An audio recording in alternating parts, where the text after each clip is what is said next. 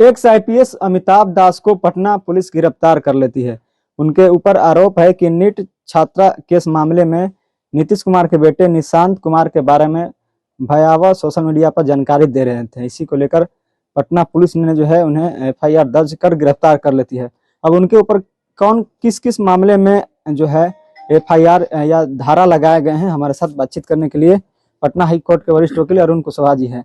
X IPS Amitabh दास के ऊपर कई धाराएं लगाई गई है, कितनी सजा हो सकती है, क्या जुर्माना का प्रावधान है? सबसे पहले तो आपके चैनल के माध्यम से बिहार वासियों को, देशवासियों को, दुनिया वालों को नमो बुद्धाय, जय भीम, जय भारत का संबोधन करते हुए ये बतलाना चाहते हैं कि आपने जो सवाल किया कि अमिताभ दास जो आईपीएस थे उन पर कौन कौन से धाराएं में एफआईआर लॉन्च हुआ और उनको पुलिस ने 41 का लाभ देते हुए बॉन्ड पर उनको छोड़ दिया है। दिया है। हाँ, छोड़ दिया है। तो धारा जो उन पर लगाया गया था उसमें हम बतला देते हैं, उसमें 22(1) पैक्सो एक्ट है जिसमें र्यूमर फैलाने का चार्ज होता है। कोई आदमी किसी भी लड़की के साथ कुछ हुआ तो उसके खिलाफ जो र्यूमर फैलाया जाता है, अफवाह फैलाया जाता है, तो वैसे आरोप में उनको 6 महीना का मैक्सिमम सजा उसमें होता है। पॉक्सो एक्ट के सेक्शन 22(1) में वही 22(1) लगा हुआ है इन पर। तो 6 महीना मैक्सिमम पनिशमेंट है, तो बेलेबल है, छोटा धारा है, इसमें बहुत बड़ी सजा नहीं है। इसलिए इसमें भी वो 41 का लाभ दे करके छोड़ा जा सकता है और उसी में छोड़ा गया है।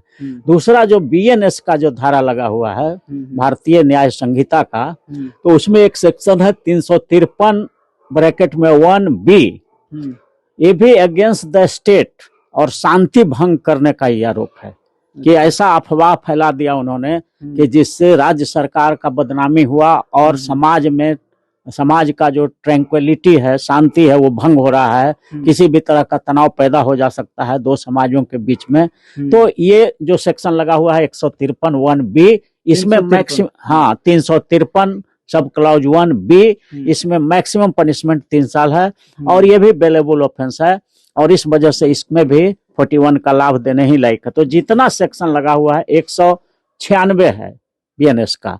इसमें घृणा फैलाने वाली बात है, हेटर्ड पैदा करना, दो समाजों के बीच या दो लोगों के बीच, दो समुदायों के बीच किसी तरह से घृणा फैलाना, नफरत पैदा करवाना, तो ये भी धारा है 196, इसमें 3 साल सजा है। उसी तरह से 238 लगा हुआ है, वो अकॉर्डिंग टू ऑफेंस उसमें सजा होता है कि कितना बड़ा क्राइम के लिए आपने जो है इसका र्यूमर फैलाया है, तो वो है।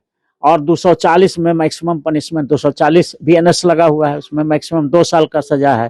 तो सारा जितना भी धारा लगे हुए हैं उन पर बीएनएस के और पॉक्सो के, वो सब बेलेबल हैं और 3 साल से कम सजा वाले हैं। और ऐसा प्रोविजन है कि 3 साल से कम सजा वाला अपराध अगर होता है या 7 साल से कम वाला है तो पुलिस को अब पावर दे दिया गया है कि बॉन्ड भरवा करके 41 का लाभ देते हुए उनको बाहर से बाहर छोड़ा जा सकता है। तो जो बॉन्ड भरवाया जाता है उसमें यही लिखवाया जाता है कि हम भविष्य में इस तरह का काम नहीं करेंगे और जब जरूरत होगा इन्वेस्टिगेशन में जरूरत होगी पुलिस का हम सहयोग करेंगे, कोर्ट का सहयोग करेंगे, यही बॉन्ड भरवा करके उनको छोड़ा गया है। तो एक आईपीएस अफसर है, वो भी कानून को अच्छी तरह से जानते हैं और वो कहीं एब्सकॉन्डर होने वाले नहीं है, रिस्पेक्टेड आदमी हैं। ऐसा नहीं है कि वो बिहार छोड़कर, देश छोड़कर के भाग जाएंगे और इतना बड़ा अपराध भी नहीं है, ये छोटे छोटे धाराएं लगे हुए हैं। तो ये हम समझते हैं कि उनको बेल बॉन्ड भर के छोड़ा जाना जस्टिफाइड कदम है सरकार का और वो भविष्य में फिर उनको भी ध्यान रखना चाहिए कि ऐसा हैटर्ड इस तरह का अफवाह नहीं फैलाया जाना चाहिए कि दो समाज के बीच या समाज में घृणा पैदा हो जाए सरकार के खिलाफ। गिरफ्तारी के दौरान वो बोल रहे थे कि हम सीबीआई को सबूत देने वाले हैं, लेकिन इससे पहले हमारी गिरफ्तारी की तो ठीक है, सबूत अगर आपके पास है तो अमिताभ दास जी को सबसे पहले वो सबूत ही दिखाना चाहिए था मीडिया को। पहले सबूत इन्होंने गलत किया है ये इतना बड़े आईपीएस अफसर हैं, तो अगर इनके पास एविडेंस है, साक्ष्य है, तो सबसे पहले तो उस सबूत को नष्ट करने का प्रयास करेगा जो अपराधी होगा सो। तो इनको चाहिए था कि मीडिया के सामने जो जो प्रमाण इनके पास डॉक्यूमेंट्री एविडेंस थे या कोई विटनेस इनका था या कोई भी था, तो सारा चीज मीडिया के पहला दिन ही रख देते कि ऐसा ऐसा सबूत है हमारे पास और इसको हम लोग इसी आधार पर हम बोल रहे हैं। तो ये सब फेस ही नहीं करना पड़ता। अगर वो सबूत पहले दिखा दिए होते और उनके पास अगर कंक्लूसिव प्रूफ होता और वो मीडिया के सामने रख देते, तो ये सब जो धारा है वो लगता ही नहीं, क्योंकि वो प्रमाण के आधार पर बोल रहे होते थे। तो भारत के संविधान के आर्टिकल 19 में ये स्वतंत्रता है कि अगर आप जो है अपने विचार की अभिव्यक्ति कर रहे हैं, साक्ष्य के आधार पर कुछ सच्चाई बात सच बोल रहे हैं, तो उसको रोका नहीं जा सकता है। तो इसलिए अमिताभ दास ने गलत किया है। वो सबूत जो बाद में देने की बात कर रहे हैं, उनको शुरू दिन ही ये सबूत इकट्ठे करके ही बोलना चाहिए, सबूत के साथ बोलना चाहिए था। तभी सब दुर्दशा नहीं होता, अरेस्टिंग फरेस्टिंग और बेल बॉन्ड और ये 41 का लाभ, इस सब की जरूरत ही नहीं होती है, एफआईआर ही नहीं होता अगर प्रमाण है तो। अब वो पुलिस के निगरानी में मतलब रह सकते हैं, कभी भी पुलिस उनके ऊपर।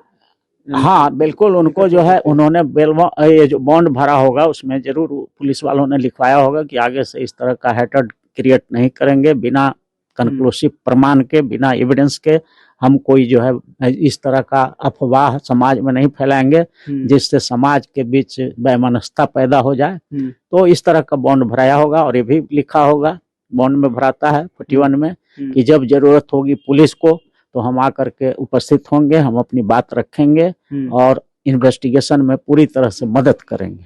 यही बेल बॉन्ड में, उस बॉन्ड में यही भराता है। लेकिन कोई ज्यादा गंभीर धारा नहीं है, बस वही भड़काऊ बयानबाजी देने के वजह से का है, बस वही है और कुछ नहीं। हेटर्ड पैदा करना, ट्रैंक्विलिटी, शांति भंग करने वाला बयान देना और बिना सबूत के किसी पर आरोप लगा देना, वो घृणा फैलाना, किसी व्यक्ति के खिलाफ घृणा पैदा करवा देना, तो ये सब धारा है जो सिंपल है। मैक्सिमम 3 वर्ष पनिशमेंट है और इसमें लेकिन उनके का लाभ मिलता है। समर्थकों का यह भी चिंता है कि जिस तरह से पप्पू यादव की गिरफ्तारी नीट मामले में हुई, उसके बाद जब वो छूटे फिर देर रात अमिताभ दास की भी गिरफ्तारी हो गई।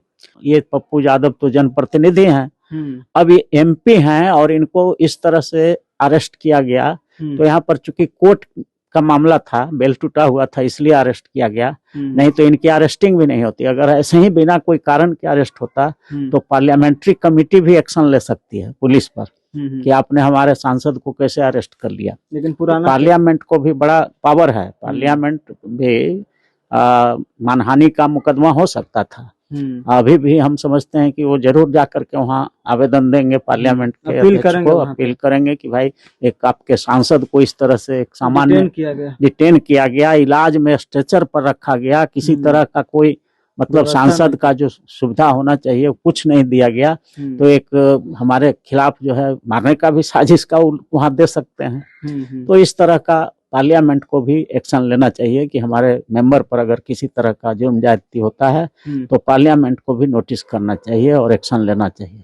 लेकिन पप्पू यादव के वकील की गलती की वजह से उनको यह दिन देखना पड़ा। हाँ, जैसा कि उनका वकील ने बताया कि फाइल मिसप्लेस हो गया था तो हम कैसे हाजिरी देते, तो फाइल मिसप्लेस हो गया था तो जज के यहाँ एप्लीकेशन देते कि आपका फाइल मिसप्लेस है, हमारे तरफ से हाजिरी, तो एक फाइल बना करके हमारा हाजिरी कम से कम उस सब में जमा कर लिया जाए। तो वहाँ पर मिस्टेक हुआ या नेग्लिजेंस हुआ, अब जो भी हो, लेकिन हुआ तभी बेल टूटा है। तो चलिए, हमारे साथ पटना हाईकोर्ट के वरिष्ठ वकील अरुण कुशवाहा जी थे।